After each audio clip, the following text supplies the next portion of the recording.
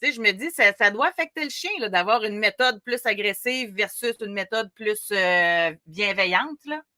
Mais tu sais, les chiens, leur méthode d'apprentissage est la même que la nôtre.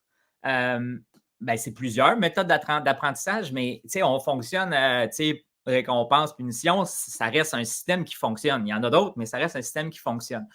La problématique, ou si tu veux, oui, est-ce que ça avait un effet? Puis ça, c'est démontré aussi. Puis tu sais, ça fonctionne, ces méthodes-là. Si on veut avoir un soldat, ça fonctionne dans l'armée aussi. Dans l'armée, qu'est-ce qu'ils font? Ils les humilient, ils les répriment. C'est l'autorité avant tout. Peu importe ce que tu penses, c'est pas important. Suis les règles. C'est un peu la même chose. Mais il faut que ça marche. Quand c'est en temps de guerre, hein, c'est pas le temps de commencer à défier l'autorité puis les décisions. Ça prend quelqu'un qui est prêt. Bien, c'est correct. Est-ce que c'est ça qu'on veut comme relation avec un animal de compagnie ou avec nos enfants? Bien, ça serait la même chose. Si on éduque nos enfants avec cette méthode-là, bien, on l'a fait pendant bien des générations, ça donne ce que ça donne.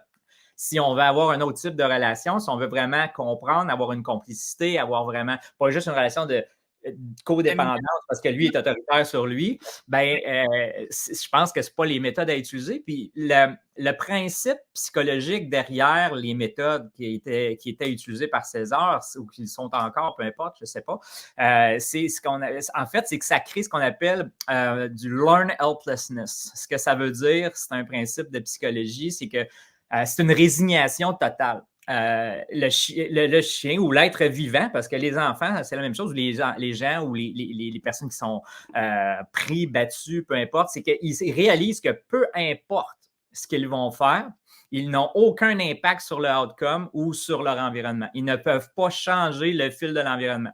Je te donne un exemple. Il y a eu des études qui ont été démontrées comme ça dans... C'est sûr que ça date du temps où le comité éthique était moins fort, disons, mais les chiens étaient mis dans une cage dont la moitié de la cage était électrifiée, puis l'autre côté ne l'était pas. Donc, ils étaient dans la portion non électrifiée. Et puis, à un moment donné, il sonnait une cloche, puis tout de suite après la cloche, quelques secondes après, il y avait un choc électrique sur le plancher. Le chien pouvait à ce moment-là se tasser de l'autre côté, puis de ne pas avoir de choc. Okay. Fait que ça, le chien, après quelques secondes, punition, récompense, il réalisait que, OK, crime, quand ça sonne, je me tasse là, j'ai pas de choc. Ça va, bon, le chien était correct. Après ça, il mettait un mur pour empêcher le chien de pouvoir aller dans la portion non électrifiée. Puis il le faisait à répétition. Donc, le chien ne pouvait pas aller là. Puis à un moment donné, le chien réagit de moins en moins, puis prend des postures un peu de, si on veut, de soumission ou s'écrase ou je ne peux rien faire. Il enlevait le mur. Puis malgré le fait que le chien avait déjà choisi d'aller à côté, maintenant qu'il savait qu'il n'y avait plus de contrôle, il n'y allait même pas. Ça démontre exactement les méthodes coercitives, les méthodes violentes, les méthodes physiques, c'est ça que ça fait. Donc, le chien, et il y a des chiens dont la résilience est beaucoup plus facile. Donc, il y a des chiens, un chien avec une capacité, une résilience hyper élevée qui baisse super rapidement. Avec ces méthodes-là, c'est paf, c'est résultat immédiat. J'ai envie de faire un lien avec notre émission puis avec le Doc Mayou parce que ça a été, nous autres, des histoires, là, Martin, où est-ce qu'on en entend des gens là, qui sont fait frapper par leurs parents puis qui ont eu de la violence. Puis souvent, là, ça fait deux choses. Soit que l'enfant devient très écrasé, justement, même en vieillissant, ou qu'il se rebelle totalement. Là. Fait que, tu sais, ça peut faire des chiens enragés aussi, là, à un moment donné. Exact. Puis c'est une capacité de résilience. Ils peuvent aussi faire une différence dans le contexte. Il y a quelqu'un, je vois, qui marque, là, elle marque impuissance acquise. C'est exactement ça. Je cherchais le mot, mais c'est exactement ça. Tu sais, je m'excuse, j'ai perdu le fil en lisant, justement.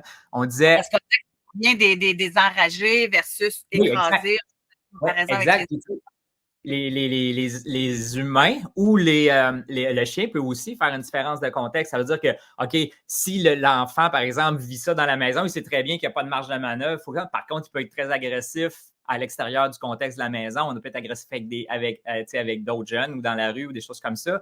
Ben, c'est la même. Ben, puis là, écoute, c'est pas un avis, là, je ne suis pas un médecin ni un psychiatre, mais je veux dire, ce qu'on voit, c'est ça aussi au niveau des chiens. Ça veut dire que leur réactivité est toujours à fond. Les chiens sont toujours sur le qui-vive. Puis quand ils voient quelque chose de différent, ils sont aussi hors contrôle à l'extérieur de leur contexte de vie. Donc, les autres sont encore au seuil de réactivité qui est vraiment là, très, très, très, très, très, très, très, très mince. Donc, à chaque fois qu'il y a une petite chose, paf, ils réagissent. Mais un chien qui n'est pas agressif, il ne réagira pas, même s'il se fait battre, il ne sera pas nécessairement agressif. Tu comprends? Tu sais, c'est comment ce chien-là, il est. Puis c'est là où ça nous amène un peu à l'individu aussi. L'individu est différent, autant chez l'humain que chez le chien. Tu sais, tu prends deux personnes complètement, qui vivent le même contexte, la même expérience, ils ne vont pas avoir la même réaction à cette expérience-là, puis ils ne vont pas apprendre la même chose. Donc, la prochaine fois, ils ne vont pas le vivre de la même manière non plus. C'est ce qui fait qu'ils évoluent comme ça. Écoute, j'ai des jumelles identiques, moi, José, puis, tu sais, je veux dire, si on est à 1 minute d'intervalle, ils ont vécu la même affaire, ils sont allés à la même école, ils ont été dans la même classe. Il y a juste une année dans leur secondaire qui n'ont pas été dans la même classe, tu sais. Puis ces deux êtres vivants, écoute, physiquement, ils sont pareils, mais qui sont complètement différents dans un contexte. Une va réagir à l'autre. Par contre, ils se complètent, mais ce que je veux dire, c'est qu'ils sont complètement différents. Donc, ce n'est pas une question de génétique, là.